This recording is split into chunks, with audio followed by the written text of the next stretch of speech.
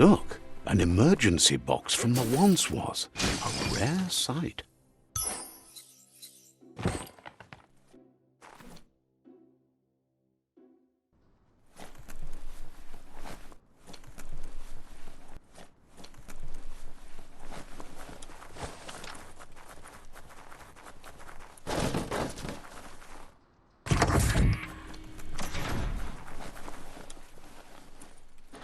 That pipe looks weak. The claw bar should come in handy.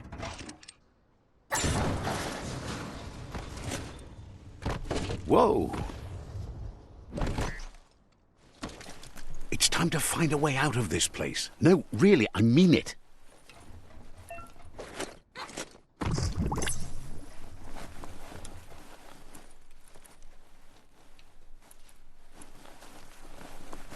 The morks produce biomatter in their multi-organ that they shed under distress, blobs that affect the cellular coding strands of any living being when absorbed, including you.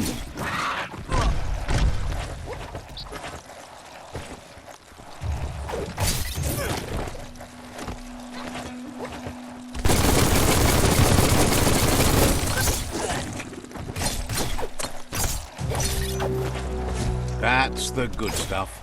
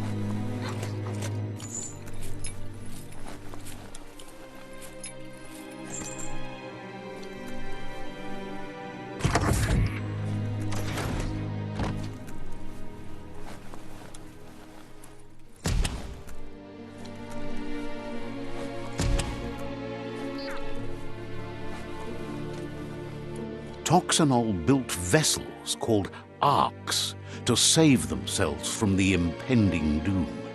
But was it too late? It is only from the flight logs of the single ark they left behind that we know other arks traveled through the sky and beyond. It seems those that came before us never lost hope in finding a new home for their kind.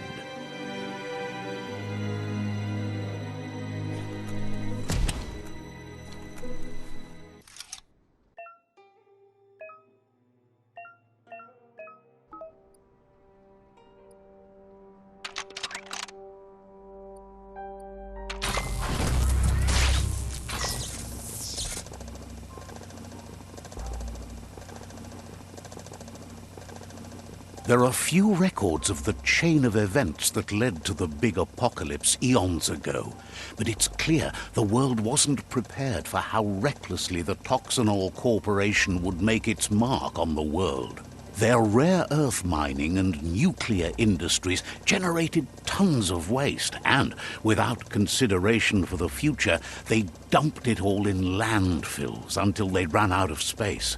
That's when they made the big mistake. They began dumping the toxic waste in the surf just off the coast instead, assuming that it would sink and decay with time. And they were right, but no one was prepared for what was about to unfold. Once in the surf, the radiation interfered with the genetics of the wildlife and created bizarre mutations in their offspring. It had an inconceivable impact on biodiversity and the entire ecosystem. The world as they knew it crumbled as nature retaliated. It would never be the same again, and what remained of it became ours.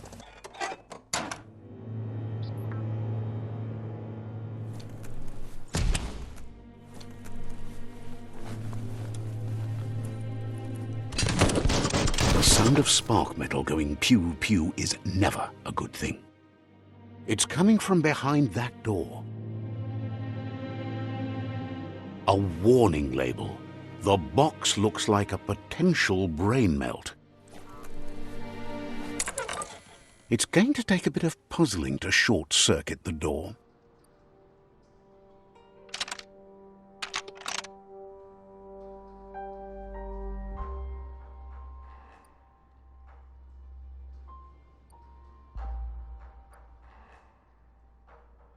Just a few moves left. Make them count. There you go.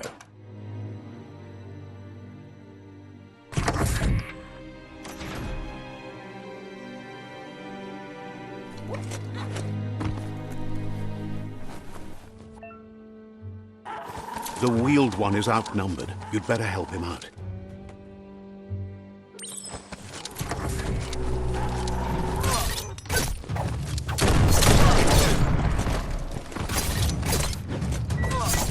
Chop it up.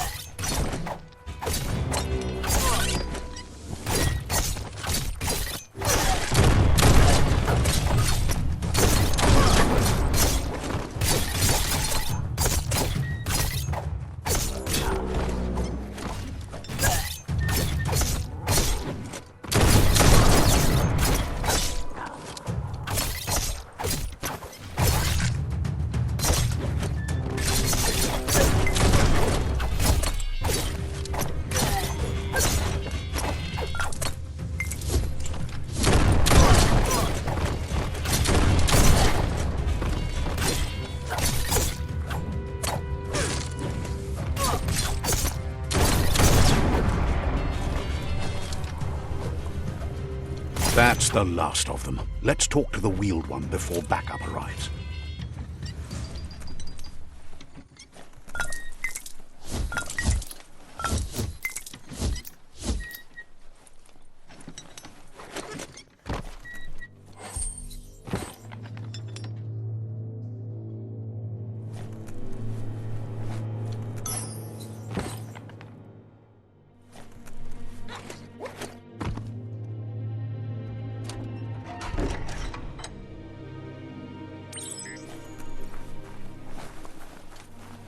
He wants to thank you for taking his side against the scavengers.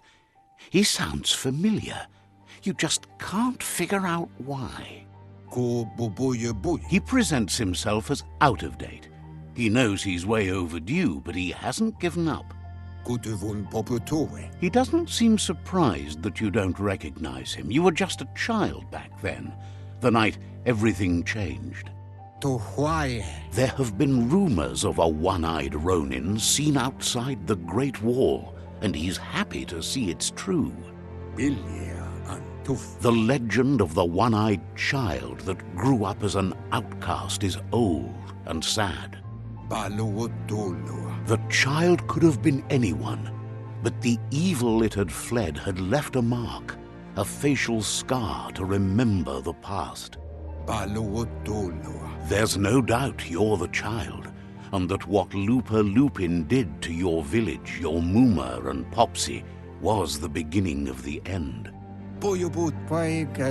He says it has taken you a long time to bring the past back up to the present, to find your way back, but he's grateful you have. It was after the attack that the unity fell apart. Your Muma's disciples divided and formed tribes as a reaction to the blight that had fallen upon the land. Had it not been for the Tree of Life, no one would have survived. He hopes you at least remember the tree.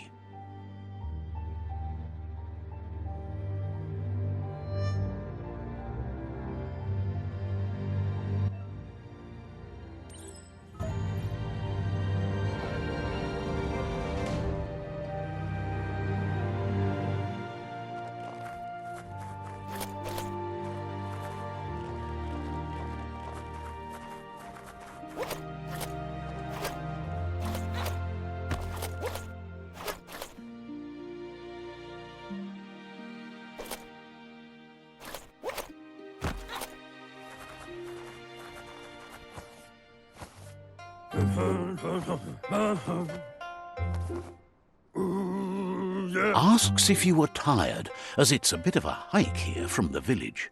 He wonders if your Mooma knows you are here.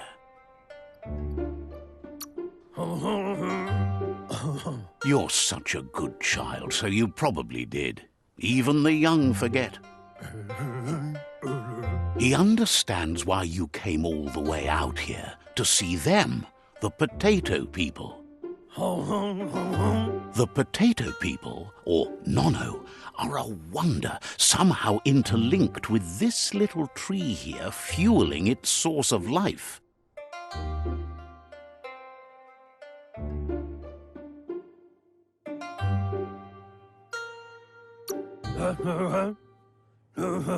Magic? He claims it's just the force of life, the existence of energy, powering and connecting all things living, like the Nono. The Nono prefer to hide in glitter grass. He says you should get over there and ruffle it. See if you can make one come out of hiding.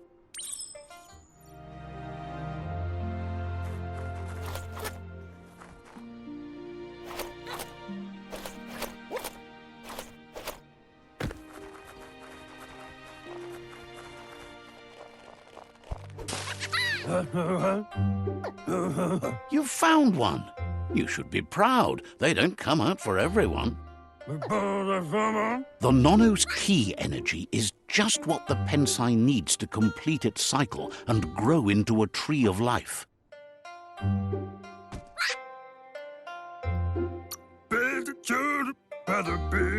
Only time will tell. At least his intention is dedicate his life to it. He has the feeling the fate of the world depends on it. You'll need to support the tree for a long time to come. The only way it'll grow tall is with the burst of ki released from the Nono as they become one with the tree. You'll need a net to catch the Nono, and he wants you to use his, but asks you to be gentle. The Nono are sensitive beings, an embodiment of ki, the primal energy.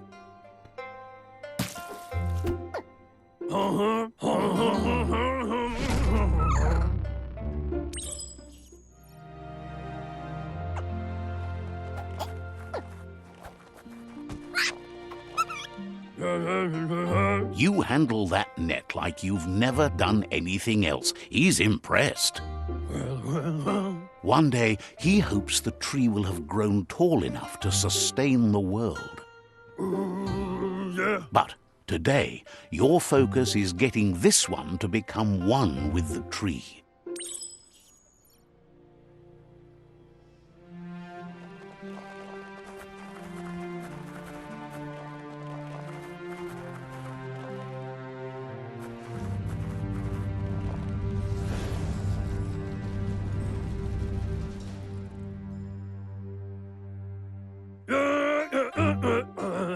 Now that you've seen the Nono's connection with the tree with your own eyes, you have no reason to doubt.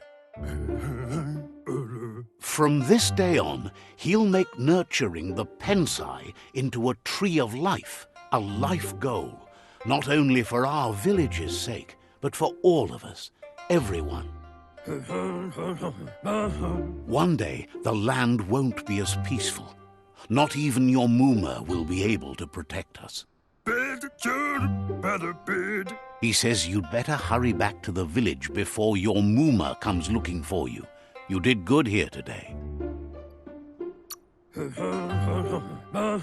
No, she's got lots on her mind and needs rest after the raid last night on the Lupin camp with her disciples. Wonders if they let the Predator family live or not.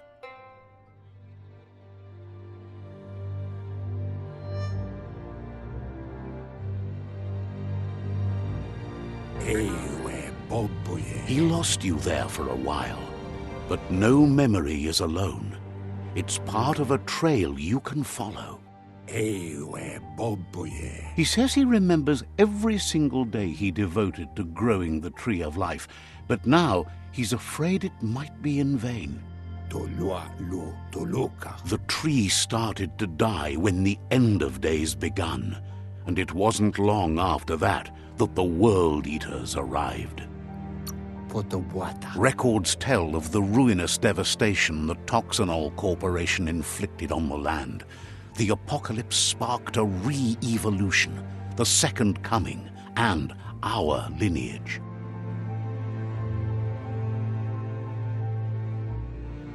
His friend Gizmo is working on a Mekton and needs help defeating the Jumbo Puff at the end of the West Route. Wiz is still repairing his octopod to confront the Merc Puff that dwells deep down under the surface at the end of the Northwest Route. Nocco has tamed the Midget and is preparing to take on the Hoof Puff at the end of the East Route. Finally, Goop is almost done with the Goo Glide, a machine able to ride the waves of the surf all the way out to the Porky Puff at the end of the route to the southeast. Out of Date says his friends are gearing up to stop the World Eaters. There's one at the end of each route. The road ahead won't be easy, but he's counting on your support. His friends aren't strong enough to end this on their own.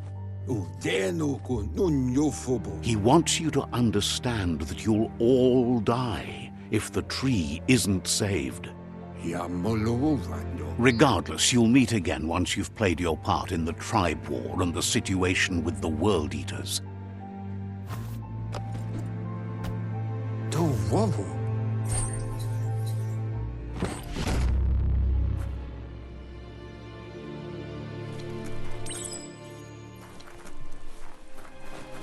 You're getting the hang of it.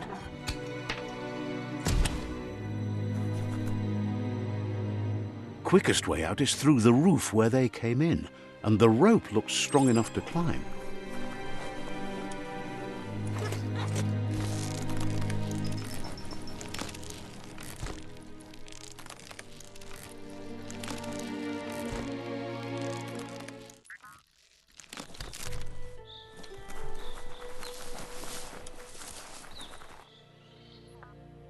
Know that the Tree of Life is dying.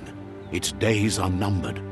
Without help, it can't endure the environmental change and assault from the World Eaters.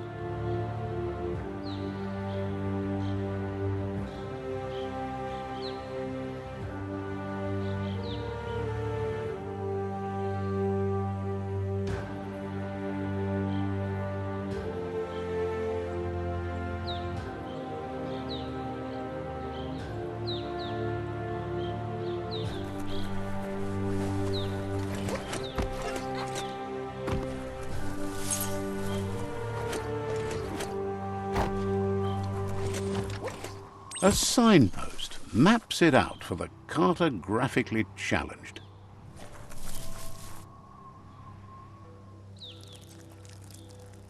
Let's see.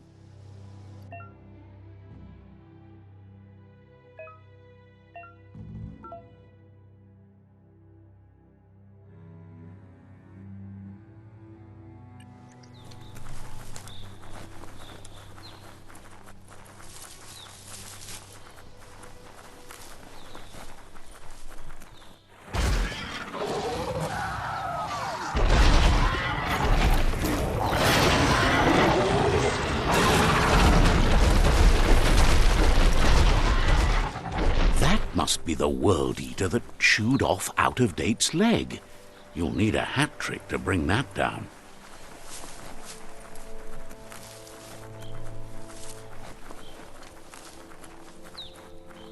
Look, a survivor.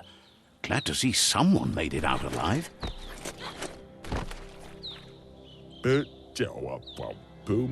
He's heard the stories about the terror inflicted by the World Eaters to other enclaves, but never expected one to come all the way here.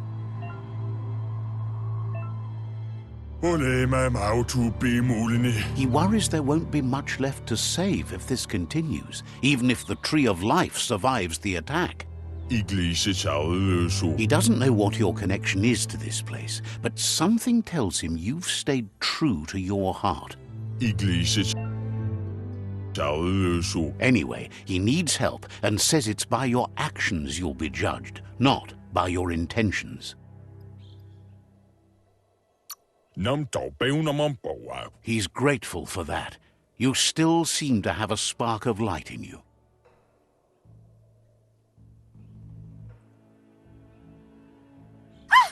That's a spark of light in you! What's there to like about light? It hurts to look at. Not as much as it hurts to look at you. Always making this personal. And you're always trying to pretend it's not.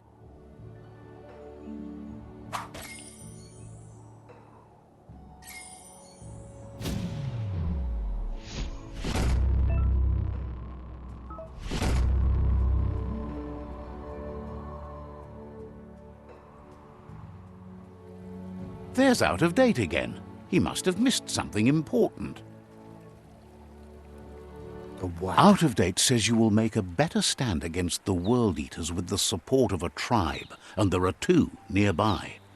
The Myriad tribe is likely to be a good match as they act on the understanding of the greater good and have a code of honor. Regardless of who you choose, it won't be easy, as the conflict between the tribes is worse than ever, teetering on the brink of war.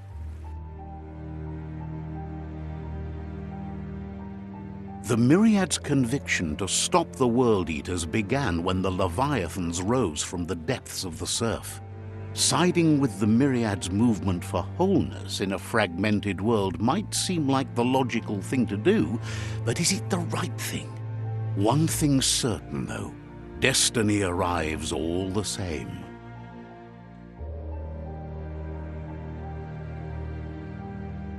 The Jagni tribe only ever had one conviction: to bring balance to the world by wiping out the weak. They believe a cleansing is necessary to restore the world and want to let the World Eaters bring down the Tree of Life. But siding with Jagni isn't necessarily a bad thing. Fate will find a way.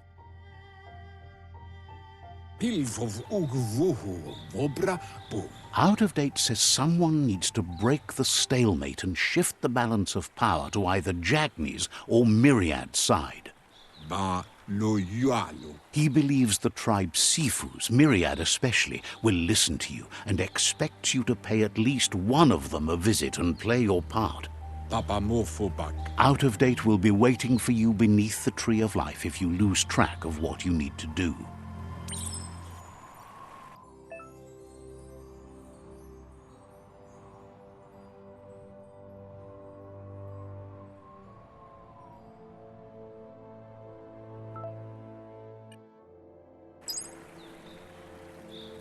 Another fork in the road. It's either the tunnel or the motor bridge. What'll it be?